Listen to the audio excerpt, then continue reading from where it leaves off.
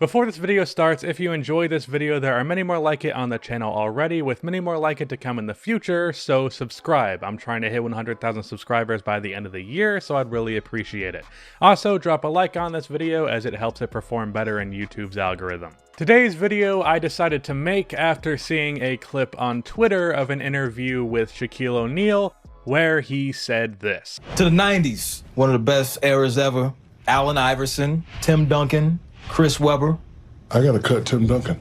Fundamental is one of those players, you got a lot, but you got a lot of bodyguards too. C-Webb ain't have a lot of bodyguards. Like, imagine Tim on a regular team. Would he be Tim? C-Webb had some Right? He really did. He didn't have a lot of bodyguards behind him. Matter of fact, you put C-Webb on that Spurs team, tell me what you got. Now, this is ridiculous for a handful of reasons, which we are going to look at later, but this clip really just reminded me of something that I have thought for a while, which is that Tim Duncan is routinely disrespected for no reason. And overall, I feel Tim Duncan is the most disrespected NBA legend of all time. We all seem to agree that Duncan is one of the 10 best players throughout NBA history, and yet even another NBA great himself in Shaquille O'Neal would suggest something as disrespectful as the idea that Chris Webber was a better player. So often Duncan has this kind of disrespect thrown his way, and I feel a big part of that is how often the greatness of the San Antonio Spurs organization is overstated. Its players and its coach is overstated to the point that Duncan is robbed of a lot of the credit that he deserves. So today we're going to look at just how talented Tim Duncan was and why he is better than Chris Webber. Can't believe I'm doing this bullshit.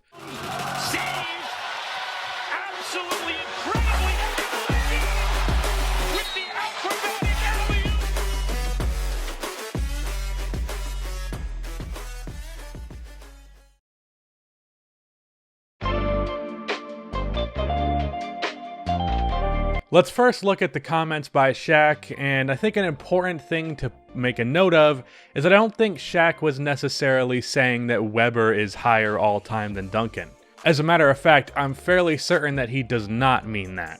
I think for most people, all-time rankings is a mix of talent and accomplishments. It isn't straight up one or the other, it's a combination. It's why Tracy McGrady ranks higher than Robert Horry all-time, because while yes, Horry has 7 rings, McGrady is clearly a miles better talent, but a player like Tony Parker ranks over Vince Carter, even though, at least prime speaking, Vince Sanity was clearly better. So basically my point is, Shaq here is implying that Webber was a better talent than Duncan, not that he necessarily ranks higher all time, which I feel is an important distinction. So according to Shaq, prime Tim Duncan was not as good at basketball as prime Chris Webber, which is probably the dumbest thing I've heard a former NBA player say in a while, and easily the dumbest thing I've heard a former all-time great say. Now don't get me wrong, Chris Webber was fucking great. As a matter of fact, I think generally speaking, Webber is incredibly underrated. Chris Webber in his prime is one of the best scoring power forwards ever. At his absolute peak, he averaged 27 points per game. For his prime, he averaged 23 points per game on 50% shooting. He was also a good rebounder, especially for a 4. He even led the league in rebounding with 13 a game in 1999. And what makes Webber especially interesting is that he was ahead of his time in many ways while still having those same elements of traditional big men before him. He had a great back to the basket game, but he also had a phenomenal face-up game, because his handle and jump shot for a 4 was well above average. He actually at times would remind you of Pascal Siakam offensively. And to top all of this off, Webber was a great passer for a 4. He averaged 4.5 assists for his prime and 5.5 at his peak. He was an amazing combination of old school and new school. He would probably rank a lot higher all time if it were not for some injury issues, as well as him never really being in the proper position to contend except for maybe once. But with all of that said, his talent level does not touch Tim Duncan's. Not even close. Tim Duncan in his prime was a more physically unstoppable player, but with a little bit less finesse and savvy that Chris Webber had. He didn't have much of that new school game, he was very much old school and traditional, but overall he was more consistent and much more unstoppable. At his peak, Duncan averaged 25 points on 50% shooting in the 2002 season, which is 2 less points than Webber, and for his prime, he averaged just 21.5 points on 50% shooting, so numbers-wise, Webber is actually slightly better of a scorer, but Duncan was a better rebounder with him averaging 12 for his prime while Webber averaged just 10. Those are pretty minor distinctions in terms of box score, but what I think matters here, and I guess this is anecdotal, personally for me, if I am having to defend one of these guys to save my life, like prime Webber, prime Duncan, I have to get a stop on one of them or else I die. Either way, I'm going to die, but I am more confident that I will live defending Webber than Duncan. But I think it's fair to say that it's pretty close between Webber and Duncan in terms of putting the ball in the basket. But where they differ drastically is on the other end of the court. Duncan was arguably better defensively than he was offensively, which says a lot because he was already fucking great offensively. The same cannot be said for Chris Webber, who wasn't necessarily a bad defensive player, but he definitely was not a good one, and especially not a great one. Duncan only failed to make an all-defensive team 4 times in his career. That is quite the accomplishment. He is actually the only player in NBA history to make 15 all-defensive teams with a 3-selection lead on Kevin Garnett and Kobe Bryant, who both have 12. So as talents, Chris Webber was a good scorer, good rebounder, and average defensive player. Tim Duncan was a good scorer, great rebounder, and all-time great defensive player. I don't know what issue Shaq has with Tim Duncan, other than the fact that him and David Robinson routinely screwed over the Lakers throughout that time, but he always throws off these offhand minor insults at Duncan that were completely uncalled for, like when he said that he didn't consider Tim Duncan to be a big man. I don't know what the beef is, but the point is, Chris Webber is not better than Tim Duncan. No shit, really. But now I want to address something that is more commonly used against Tim Duncan, and that is the notion that he was on some stacked team with some perfect organization. The Spurs are so frequently used as a way to take away from the legacy and greatness of Tim Duncan. My point of view on that is this. Are the Spurs an A+ organization? Yes. Is Greg Popovich the greatest coach of all time? Yes. However, how important this was for Duncan to have the legacy that he does is often way overblown. First of all, there is no coach ever that is more important for winning than a top 10 player of all time. Phil Jackson is great, but Jordan is Jordan. Kobe and Shaq were Kobe and Shaq. Let's not get it twisted. Coaching talent matters in the NBA a lot, but superstar all-time talent is and always has been king in the NBA. Pop is the greatest coach of all time in my opinion, but he has not mattered to any championship Spurs team more than Duncan other than 2014. That's just how the NBA works. Also, throughout the majority of Duncan's career, the Spurs did not have some system that made shit easier for him. He was really just getting the ball in the post and going to work for well over a decade. Greg was a great defensive coach, and he did a great job of eliminating as many mistakes as possible, but his offensive X's and O's game was not that amazing until later in Duncan's career when he could not be that dominant in the post.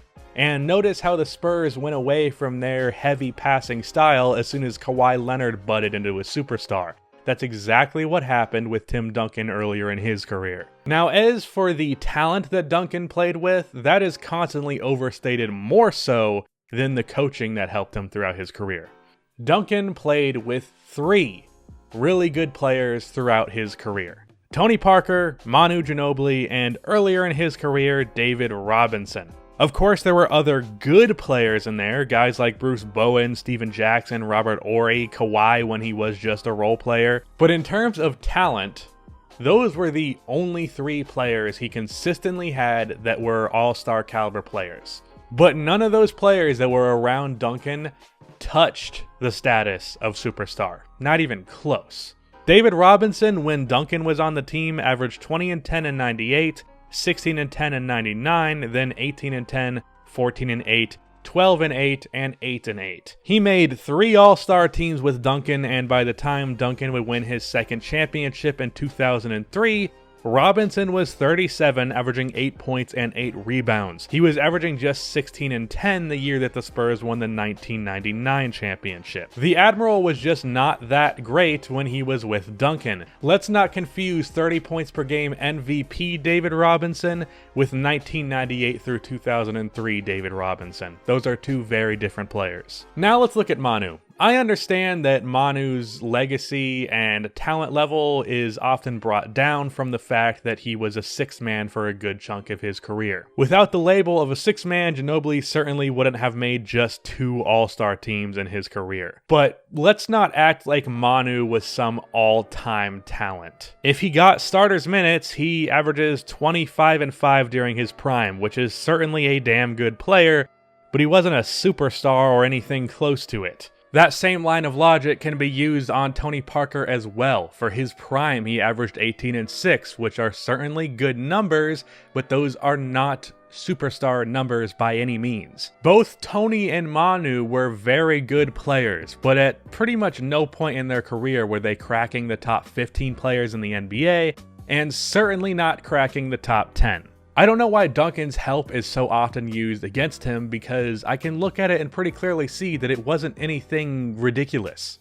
There were actually many years where Duncan was pretty much carrying the Spurs, no year more evident than 2003, where Duncan carried the Spurs to a championship with 37-year-old 8 points per game David Robinson, 15 points per game from Tony Parker, and rookie year Manu Ginobili. In the 2003 playoffs, Duncan only had 2 players averaging double-digit points. Those players being Parker with 15 a game and Steven Jackson with 13 a game. Both of them, by the way, shot 40% from the field. But he had too many bodyguards, according to Shaq. Duncan, by the way, took those mediocre-ass Spurs past the Kobe and Shaq Lakers in the playoffs, so maybe that's why he's so salty. Oh, and by the way, in those playoffs, Duncan averaged 25 points, 15 rebounds, 5 assists, and 3 blocks, including what should have been a quadruple-double in the finals where he got 10 blocks, but was only credited with 8. Duncan, make no mistake, was as amazing of a talent as any player that is around him in the all-time rankings.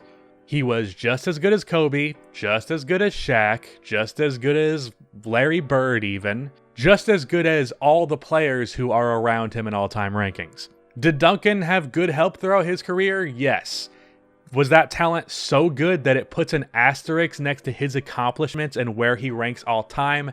Hell no. Not even close. I also don't know why this shit is always used against Duncan, because for the top 10 players in NBA history, Duncan arguably has the worst help throughout his career. I have never, and even with his insane stands, I have never heard someone say something like, I would take prime Russell Westbrook over Magic Johnson because Magic Johnson had too many bodyguards.